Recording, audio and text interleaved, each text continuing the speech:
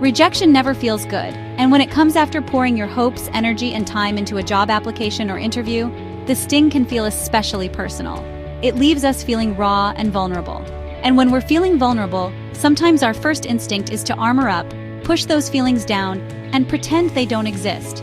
But what if we tried something different this time? What if instead of ignoring the sting, we leaned into it? You might wonder, what did I do wrong? Or even start to question your worth. Our minds spin stories, often weaving narratives that confirm our deepest fears, that we're not good enough, smart enough, or qualified enough.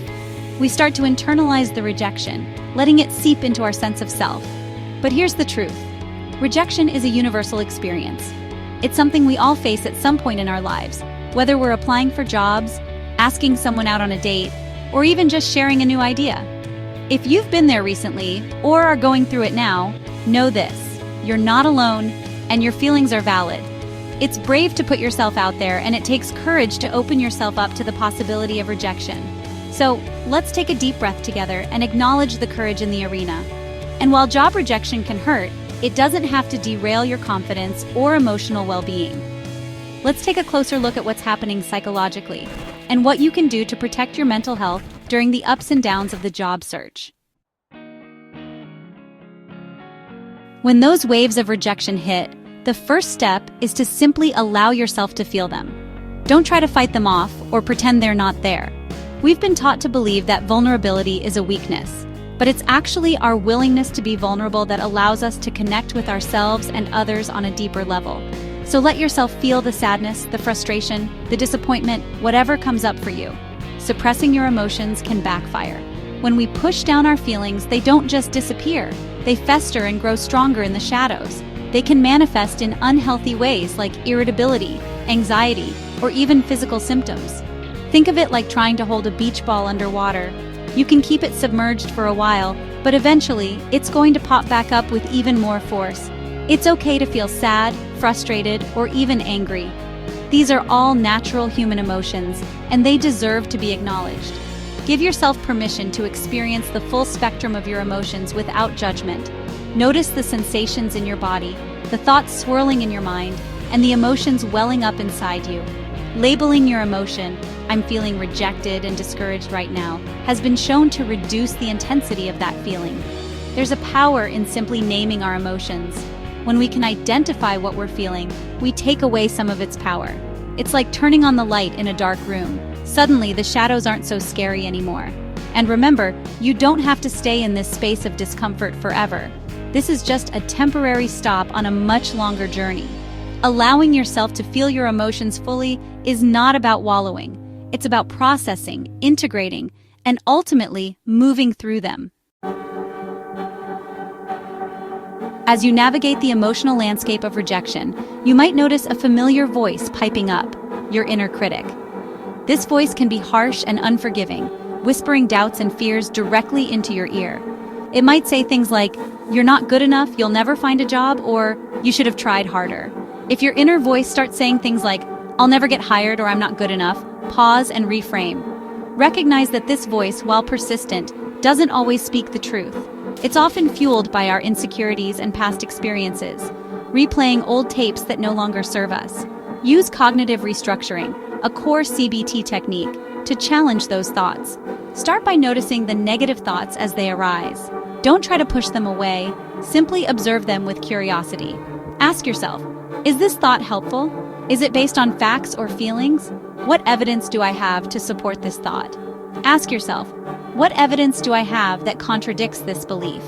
Think back on your past successes, your skills, and your experiences. What are some examples that prove this negative thought wrong?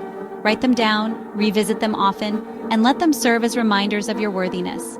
What would I say to a friend who was in my shoes? We tend to be much kinder and more compassionate to our loved ones than we are to ourselves. If a friend was going through this experience, what words of encouragement and support would you offer them?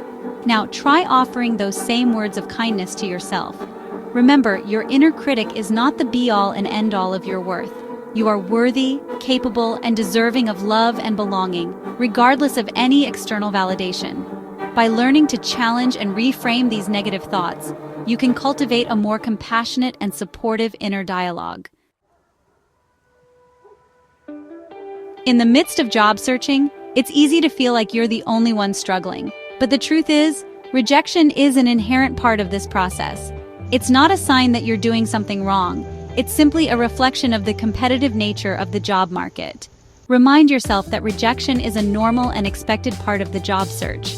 Everyone who has ever dared to go after their dreams has faced rejection at some point. It's not a measure of your worth as a person. It's simply a part of the journey. According to LinkedIn data, the average job posting receives over 250 applications, and only 4 to 6 people are interviewed. That's a tough numbers game, not a reflection of your value. Imagine a giant funnel. Hundreds of applications go in, and only a handful make it out the other side. It's not about being the chosen one. It's about finding the right fit, and sometimes that takes time. Think about it this way. Every no you receive is simply redirecting you towards a yes that is a better fit for your skills, values, and aspirations. Each rejection is an opportunity to learn, grow, and refine your approach. Instead of viewing rejection as a setback, try to see it as a redirection. It might not feel good in the moment, but it could be steering you towards something even better than you could have imagined. Keep believing in yourself. Keep putting yourself out there and trust that the right opportunity will present itself. While it's important to allow yourself to feel your emotions and challenge negative thoughts, it's also crucial to take constructive action. Dwelling in inaction can lead to feelings of helplessness and despair. Instead, focus on what you can control, your actions and your attitude. If possible, ask for feedback from the employer. This can be a valuable learning experience, providing insights into how you can improve your application or interview skills for next time. Remember, feedback is not about criticism. It's about growth. Even if they don't reply, the act of reaching out shows initiative and can help you gain closure. Sometimes, simply knowing that you put yourself out there can be empowering. It shows that you're willing to learn, grow, and keep moving forward. Meanwhile, focus on small, actionable steps. Break down the job search process into manageable chunks. Instead of feeling overwhelmed by the enormity of it all, focus on accomplishing one small task at a time. Update your resume, reconnect with a mentor, apply to one new job per day. Forward movement, even tiny steps, helps restore a sense of control and purpose. It reminds you that you're not stuck. You're constantly moving towards your goals. Remember, the job search is a marathon, not a sprint. There will be ups and downs, moments of doubt and moments of triumph. The key is to keep moving forward one step at a time. When those feelings of rejection start to feel overwhelming, it's more important than ever to reach out for support. We weren't meant to go through life's challenges alone. Connection is essential for our emotional well-being, especially during times of stress and uncertainty. Isolation can intensify feelings of rejection. When we're alone with our thoughts, it's easy to spiral into negative self-talk and feelings of despair. But when we connect with others, we open ourselves up to support, encouragement, and perspective. Reach out to friends, peers, or a support group. Talk to people who understand the challenges of the job search, who can offer empathy, advice, and a listening ear. Sharing your experiences with others can help you feel less alone and more understood. Simply talking to someone can lessen the emotional load and provide perspective. Sometimes all it takes is hearing someone say, "I've been there," or "You're not alone," to shift our perspective. Other times, we need a friend to gently challenge our negative thoughts, remind us of our strengths, or simply offer a shoulder to cry on. If feelings of hopelessness or worthlessness persist for more than a few weeks, it may be helpful to speak with a licensed mental health professional. There's no shame in seeking professional help. In fact, it's a sign of strength and self-awareness. Remember, you are not alone. There are people who care about you and want to support you through this. Don't hesitate to reach out. Your mental health and well-being are worth it. Final thoughts. Rejection isn't the end, it's a redirection. In the moment, it's hard to see how this no could be leading you toward a better yes. But many clients I've worked with have looked back on their rejection as the turning point that eventually led to a more aligned and fulfilling opportunity. They realized that the job they didn't get wasn't the right fit after all, and they were grateful for the redirection. Be gentle with yourself. Keep showing up. The job search process can be tough, but it's important to remember that you are not defined by your job title or your employment status. You are a complex, multifaceted human being with so much to offer the world. Keep believing in yourself. Keep putting yourself out there. and trust that the right opportunity will present itself. And if you're struggling, don't hesitate to reach out. You don't have to go through this alone. There are people who care about you and want to support you.